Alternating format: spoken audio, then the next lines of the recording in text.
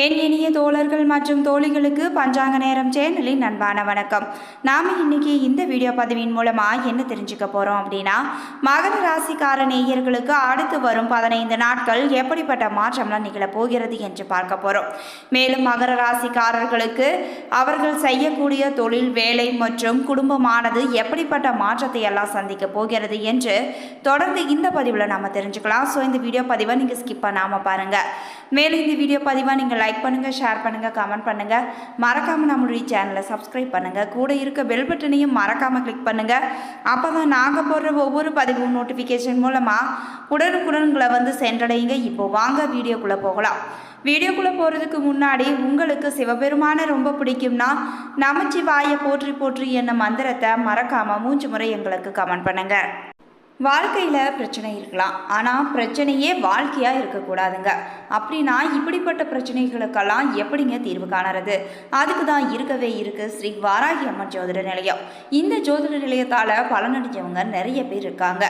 மேலும் இவங்க கிட்ட மாமியார் மற்றும் மருமகள் பிரச்சனை, செவ்வாய் தோஷத்தினால் பிரச்சனைகள், பண பிரச்சனைகள், மாயமந்திரம், மன அழுத்தம், உறவில் சிக்கல் போன்ற அனைத்து விதமான பிரச்சனைகளுக்கும் உடனடி தீர்வு வழங்கப்படுதுங்க.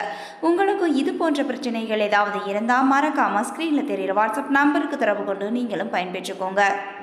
மகர ராசிக்கார நேயர்களே, மே மாதத்தின் 3வது வாரத்தில் திருக்கணித பஞ்சாங்கப்படி நவகிரகங்களின் சஞ்சாரத்தை பார்த்தால் சூரியன் ரிஷப ராசியில் இருக்கிறாருங்க. செவ்வாய் மீன ராசியில் இருக்கிறாரு. புதன் வக்ர நிவர்த்தி அடைந்து மேச ராசியிலேயே அமர்ந்திருக்கிறாரு. ரிஷபத்தில் குருவும் சஞ்சரிக்கிறாரு. சுக்கிரன் மேச ராசியிலேயே சஞ்சரிக்கிறாருங்க.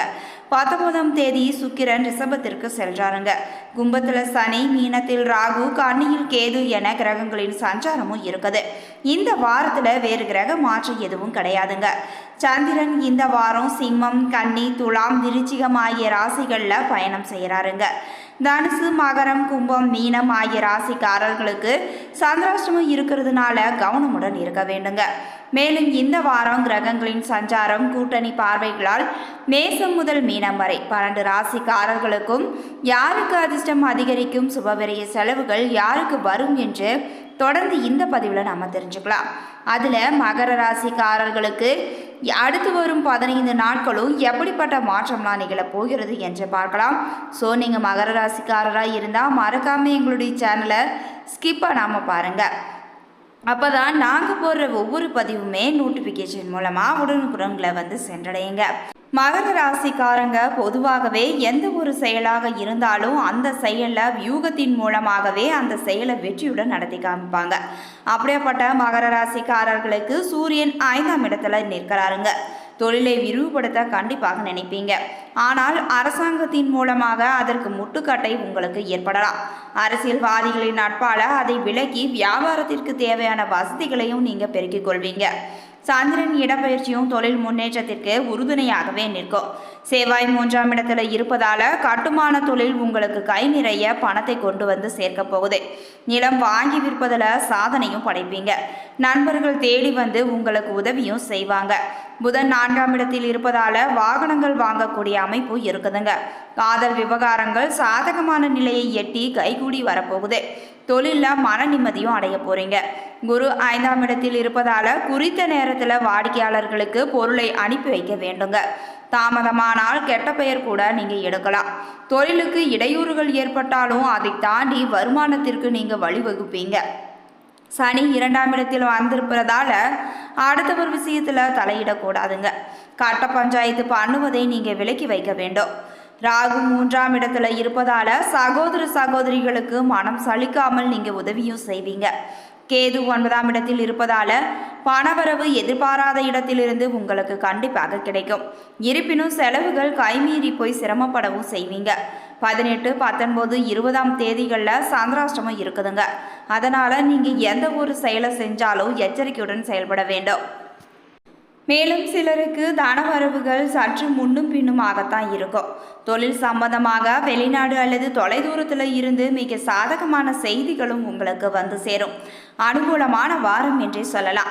மூத்த சகோதரி சகோதரர்கள் உங்களுக்கு பக்கபலமாக நின்று உங்களுடைய செல்வாக்கு உயர உறுதுணையாக இருப்பாங்க. அதே போல அவர்களுடைய வாழ்க்கையில் பொருளாதாரம் உங்களால் முன்னேற்றமும் அடையும். அலைச்சல்களை தவிர்க்க தக்க ஆலோசனையும் திட்டமிடலும் மிக முக்கியமாக கருதப்படுது. பெண்கள் வீட்டு உபயோகப் பொருட்கள் வாங்கி மகிழ்வீங்க. மேலும் மகர ராசிக்காரர்களுக்கு இந்த வாரத்தில் பணவரவானது எதிர்பார்த்ததை விட அதிகமாகவே காணப்படும். ஆனால் எதிர்பாராத செலவுகளும் உங்களுக்கு ஏற்பட்டு கொண்டதாக இருக்கும். சுப நிகழ்ச்சிகளில் கலந்து கொள்ளும் வாய்ப்பும் உங்களுக்கு ஏற்படும். வராது என்று நினைத்த கடன் உங்களுக்கு வந்து சேருங்க. உடல் நலன் சிறிய அளவில் பாதிக்கப்படும். திருமண முயற்சிகள் சற்று இழுபறிக்கு பின்னரே சாதகமாக முடியும். வாழ்க்கை துணையுடன் அனுசரித்து செல்வதுதான் நல்லதுங்க. அலுவலகத்தில் பணிச்சுமை அதிகரித்து காணப்படும். நீண்ட நாட்களாக எதிர்பார்த்து வந்த பதவி உயர்வு கிடைக்கும் என்பதால் மனதில் உற்சாகம் அதிகரித்து காணப்படும். ஆனால் சக ஊழியர்களால் மறைமுக இடையூறுகளும் உங்களுக்கு ஏற்படலாம் என்பதால் கவனமுடன் நீங்கள் இருக்க வேண்டும். வியாபாரத்தில் விற்பனையும் லாபமும் எதிர்பார்த்தபடியே உங்களுக்கு திருப்தி தருவதாகவே அமையுங்க. பற்று வரவு சுமூகமாகத்தான் நடைபெறும். கடையை விரிவுபடுத்துவது போன்ற முயற்சிகளை நீங்கள் இந்த வாரம் மேற்கொள்ளலாம்.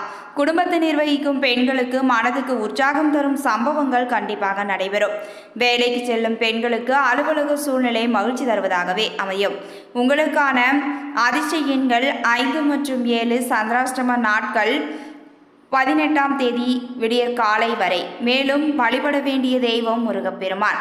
பரிகாரமாக தினமும் காலையில் வீட்டு பூஜை அறையில் தீபம் ஏற்றி முருகப்பெருமானின் படத்தின் முன்பு கீழ்காணும் பாடலை 3 முறை சொல்லி வந்தாலே உங்களுடைய வாழ்க்கையில் கண்டிப்பாக மிகப்பெரிய மாற்றம் நிகழுங்க.